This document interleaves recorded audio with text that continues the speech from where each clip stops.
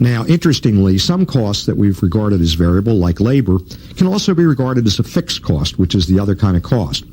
That is, suppose we were 3 minutes before the end of the day and had nothing for the workers to do. Clearly, we're not going to fire them, right? So we're paying them without producing anything. So in a sense, they're a fixed cost in the short term, but a variable cost ordinarily. Okay? The other kind of cost that I suggest that we have to worry about in this section is fixed costs. Costs that do not move up and down with sales. That doesn't mean they're unchanging. They may move up and down for other reasons, but they're not directly tied to sales. And for our purposes, practically all of the expenses that were listed below the gross margin line on XYZ Corporation are fixed costs. Now let's look at them individually. Sales and administrative expenses. The president's salary has to be paid no matter what, so it's a fixed cost. On the other hand, that no matter what doesn't continue too long, because if we fail to make money for a few years, what do we do with the president? Out. So his cost becomes variable at that point. If sales aren't enough, we do away with the president. But in the short term, at least, the normal term in the company's reporting period, administrative expenses are fixed. The second major administrative expense is depreciation. Depreciation could be a constant. That is, if we were on straight line, we charge off the same amount every year. But even more significantly, it can also vary. If we use accelerated depreciation, remember we talked about taking more depreciation in the early years and less in later years, the depreciation's changing, but the amount of depreciation is not based on the number of widgets we make and sell. It's based upon our assumptions about what the life of the equipment is and what salvage value we'd get out of it. After we subtracted that out of historical cost, we came up with a way of depreciating. So depreciation can be changing, but it is not variable. It's fixed as far as the accountants are concerned. Interest expense. Interest expense can vary. It varies with the amount of money we borrow and the interest rate we pay to borrow, which can change day to day if we're borrowing short term from the bank and the Fed is messing around with interest rates. So interest rate varies, but it's still a fixed cost because it doesn't vary with sales. Depletion is also arguably a fixed cost because it's tied to the using up of the resources in the ground. Some purists might argue that it's a variable cost because it's normally allowed as a percentage of sales by the tax collector. Therefore, if there were more sales, at least of oil or whatever we're depleting, we'd have slightly more depletion charge. Amortization of both patents and copyrights, and another item we can introduce at this point, goodwill, which is simply what we paid to buy something over and above its book value. If we buy a company and pay more than the book says it's worth, the extra is called goodwill, and we have to write that off. We amortize that also. The disadvantage is that goodwill can't be written off for tax purposes. It has to be written off after the bottom line. But all of these are fixed expenses. And let's see why that's important. Now remember, the general equation for profit before tax is simply written this way. That is volume, the number of units I make and sell, times the difference between unit price, how much we sell each unit for. And can you see that volume times unit price is sales? If I sell 100,000 widgets at $10 a piece, 100,000 times 10, I've done $1 million in sales. Minus unit variable cost. That's how much variable cost is built into each unit in the form of raw material, direct labor, energy used in the production process, perhaps sales commissions, and even conceivably depletion if it's on a percentage of sales basis. And again, because I put it on a unit basis, if I multiply it by the volume of units sold, that's the total variable cost. The difference between unit price and unit variable cost is usually called unit contribution. That is, the amount over and above the variable cost that I sell it for is a contribution that can go first to covering fixed cost, and once I've covered them all, it can go to the bottom line as pre-tax profit. So the contribution per unit is the difference between what we sell it for and what cost we actually incur just to make it, as opposed to costs that we would incur whether we made it or not, like the president's salary, the interest cost, the depletion allowance, and so on. Now, let's see why this equation is useful. Let's put some numbers on here. Suppose that a company makes and sells 10,000 widgets a year. and it sells them at a unit price of $10 each. Sales would therefore be $100,000. And incidentally, if you like big zero numbers, put a bunch of zeros after everything. $100,000 in sales. Let's suppose that the unit variable cost to produce each unit is $6. That's direct labor, raw material, and energy used in the production process, and perhaps a couple other things. Notice that each widget we make and sell makes a $4 contribution over and above its variable cost, difference between 10 and 6, $4, that can go to first covering fixed cost, and then once they're fully covered, they can go to the bottom line as profit. Okay? Now, the fixed cost, let's make it $20,000 for the year. I think you can see that under these circumstances, with a $4 contribution from each widget and selling 10,000 units, we have total contribution of $40,000. But $20,000 has to go to covering fixed cost, and so we're left with a pre-tax profit of $20,000. Now, that by itself isn't very interesting. As I suggested in the earlier sessions, what really makes it interesting is to draw some comparisons and ask what-if questions. Well, let's ask this question. What if Universal Widget, the company we're looking at now, had some excess capacity, and that next year, instead of selling 10,000 units, they sold 11,000 units, still selling them at $10 a piece. And let's suppose the variable cost, we have no inflation because the Fed's kept it down, $6 each. We're still getting a $4 contribution out of each widget. Fixed costs haven't changed because they're not tied to volume. So it remains at $20,000. Can you see that the total contribution from the 11,000 widgets is $44,000, $4 times the number of widgets we sold. Now we have $44,000 of contribution. 20 of it still has to go to cover fixed cost. That being the case, the company generates a $24,000 pre-tax profit. Now it's getting interesting. Volume went up 10% from 10 to 11,000 units. Notice that sales also went up 10% from $100,000, 10,000 units at $10 a piece, to $110,000, 11,000 units at $10 a piece. But notice what happened to pre-tax profit. With both volume and sales going up 10%, pre-tax profit went from 20 to 24. It's up 20%. Now, that disproportionate increase in profit tied to an increase in sales, based on a percentage, we call leverage. Unfortunately, we use that term in a couple other ways later, but we'll have to explain it as we go along. Leverage in this case means a disproportionate change in profit for a change in sales. Notice a 10% change in sales generated a 20% increase in profits. We'll ask why in just a minute, but let's make sure that we understand that that cuts in both directions, because if volume had dropped to 9,000 units, all other things remained the same, profits would have fallen to $16,000. $4 contribution on each of 9,000 units generates $36,000 of contribution. 20 of that goes to fixed cost, and there's only $16,000 left for pre-tax profit.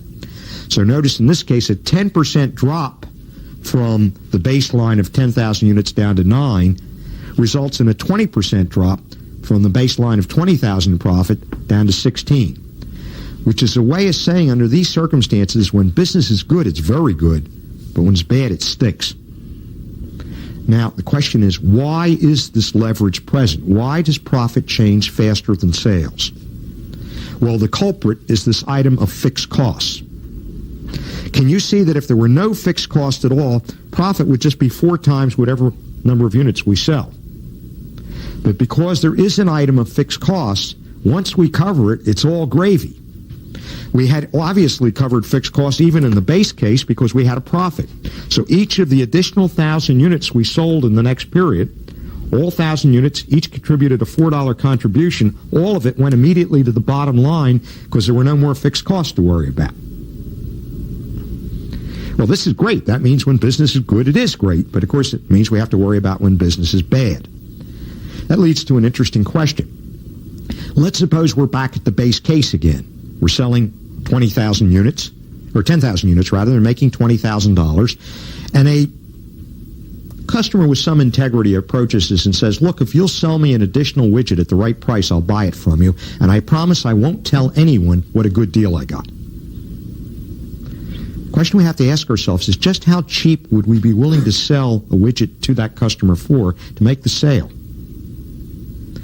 Can you see that if we sell it for anything over variable cost, we have an improvement in our position? If we can get more than $6 for it, anything over and above $6 is a contribution that either goes to covering fixed cost if we haven't already covered them, which we have in this case, or straight to the bottom line.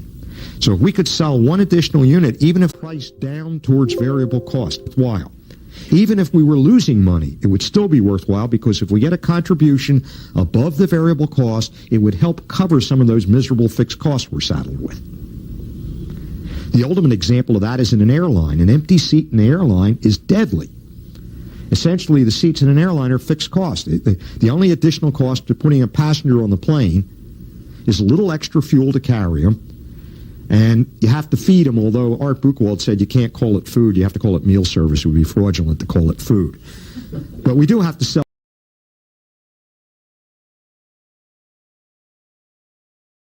So airlines can afford to discount seats all the way down to variable cost, and the variable cost is next to nothing, so of course they can let you have a seat at the last minute for next to nothing. Now, the people who really feel the pressure on this are our Japanese competitors. Because remember, we said that fixed cost or that variable cost included direct labor. However, in a good Japanese company, when you're hired, it's for life. And so what we regard as a variable cost, labor, which we can lay off in bad times, the Japanese don't have that luxury. They see labor as a fixed cost. Now, a few years ago, my wife bought a Honda for $14,000 that was selling for $20,000 in Tokyo, where it was produced. And I got to wondering, where in the world do the Japanese come off selling a car cheaper here than there after incurring the full expense of hauling it over here in tariffs and everything else? And so I began to think about what the cost of building a Honda would be. And of course, the first question I want to ask is, what's the variable cost of producing a Honda? Because I know that, like any good manager, the Japanese would probably be willing to sell me a Honda at just over variable cost, because that would mean they would get a contribution. So what's the variable cost of a Honda? Well, if we assume that labor is a fixed cost in Japan, essentially it's a little bit of electricity to assemble it, to drive the electric screwdrivers and things, plus the raw materials. Well, the little bit of electricity doesn't matter, so I said, how much raw material went into my wife's Honda? Well, rounding it off, maybe there's a ton of steel. That could be worth $600. There's 4.5 tires if you count the donut in the trunk. If I were to buy them, they might cost $70 a piece, but you know very well that the Japanese auto company doesn't have to pay that, buying them in quantity. In fact, we'll discover when we talk about Firestone later that the tire manufacturer would almost give them to Honda because they want their tires on a new car so that you'll replace them with their tires when the time comes to replace them. So I think they can get the rubber to include the moldings around the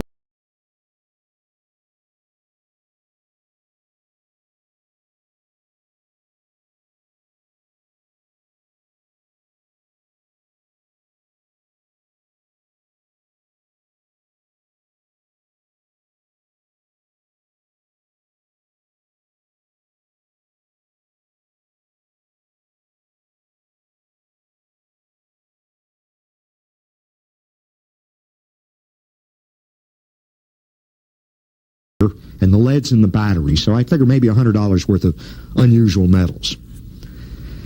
And I suppose if you pushed it, there might be $100 worth of paint. What else might there be?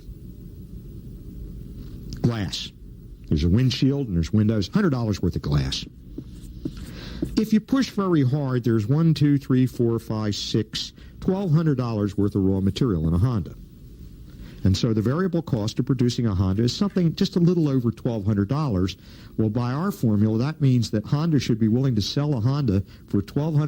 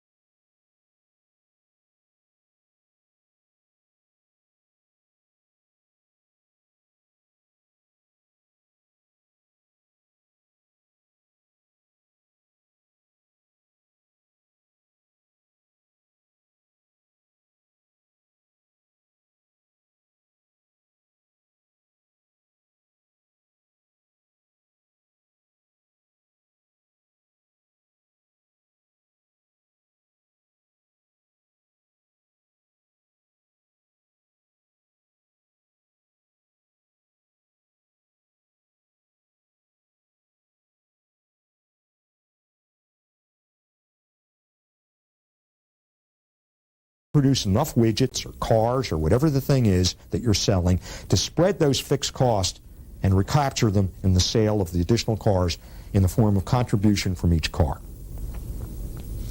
The other lesson we learned is that when you have fixed costs, when business is good, it's great, but watch out when it's bad.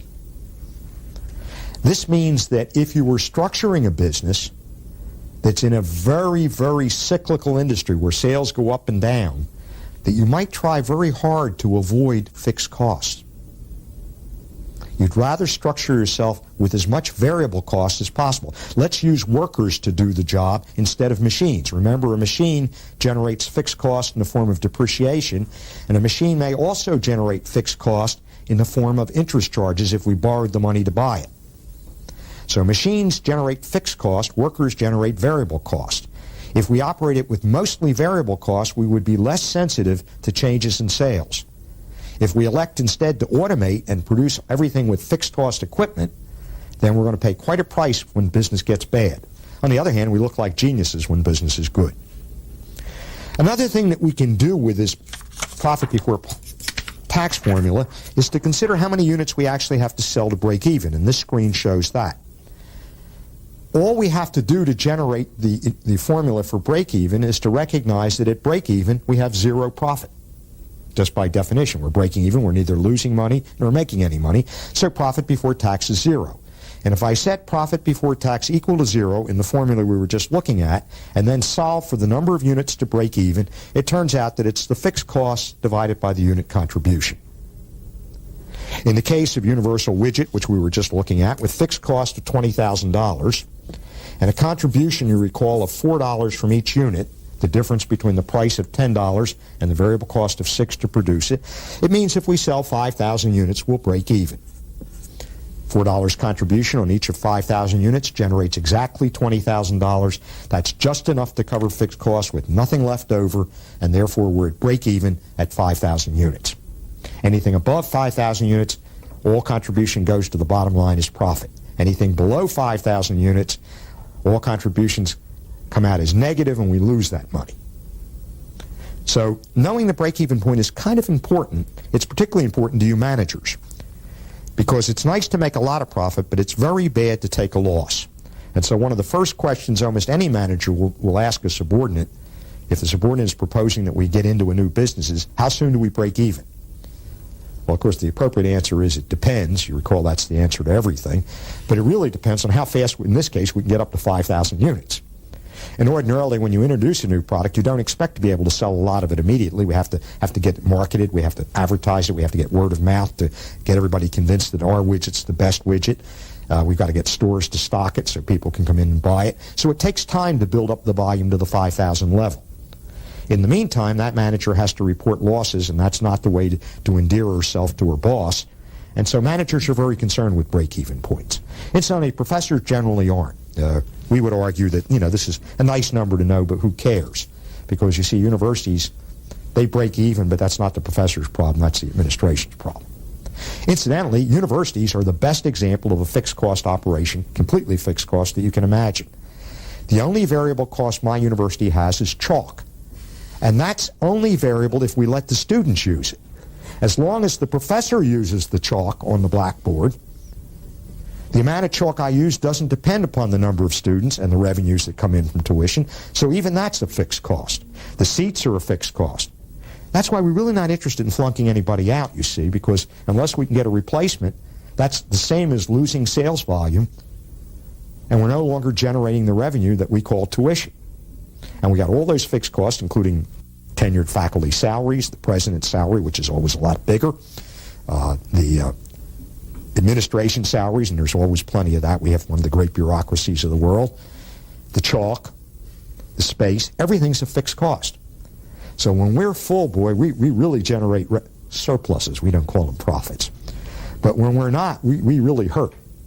And of course, we're very sensitive to demographics. Right now, the baby boom is over, and we won't see the baby boomers' babies until the year 2005, roughly, at which time the universities are all going to be crowded again. We solved the problem by going overseas and bringing in lots of foreign students. But not every school was smart enough to do that, and so a lot of schools are hurting now because they're the ultimate fixed cost operation. So fixed and variable costs are things that we have to live with. I told you that the sales figure that goes onto the income statement is net of what we don't collect and generally isn't recorded until we actually do collect it. And therefore, there's every reason to believe we'd like to collect it as soon as possible. And remember, we have ways to encourage prompt payment other than breaking legs, and that is offering discounts for prompt payment. Remember the 210 net 30 terms. The trouble, as you should recall, is that if you offer those terms, a lot of the big customers will pay late and still take the discount. Typically, the way you do that is to use labor instead of machines.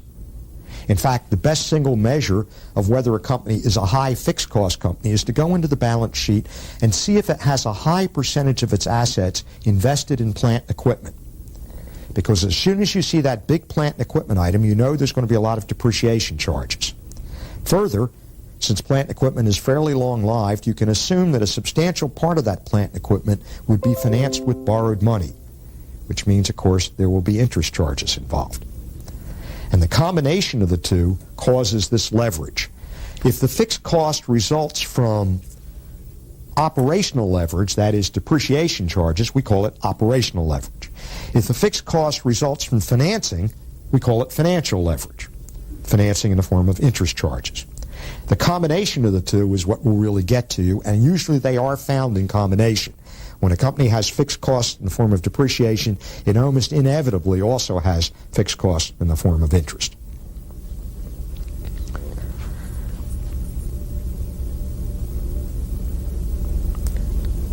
If you were in a very cyclical business, I've suggested you would try to avoid fixed costs. One way to do it, of course, is to use labor instead of machines.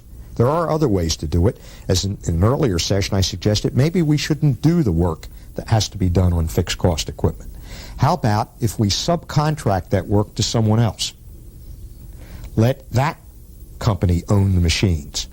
Now, the cost that they incur is included in the cost of the product they sell to us. But we regard that product as our raw material or our inventory. And so we don't incur any of those costs unless we buy widgets from them, manufactured widgets. Fixed cost to us in the form of depreciation, a variable cost because it's a fixed cost to our supplier, which he passes on to us as a price on the goods he sells to us, but we only pay for the ones we buy, and so it's variable to us. Another approach, if we go labor intensive, is to go somewhere else. Look for cheap labor. Now, industry is being badmouthed very heavily right now for taking jobs overseas. But can you see that there's at least two problems with labor in the United States? First, it's inherently more expensive. And secondly, it's becoming more and more of a fixed cost. Most of you have heard the term guaranteed annual wage. Well, what is that other than making a worker a fixed cost? Now, of course the worker would like a guaranteed annual wage, but the price that the company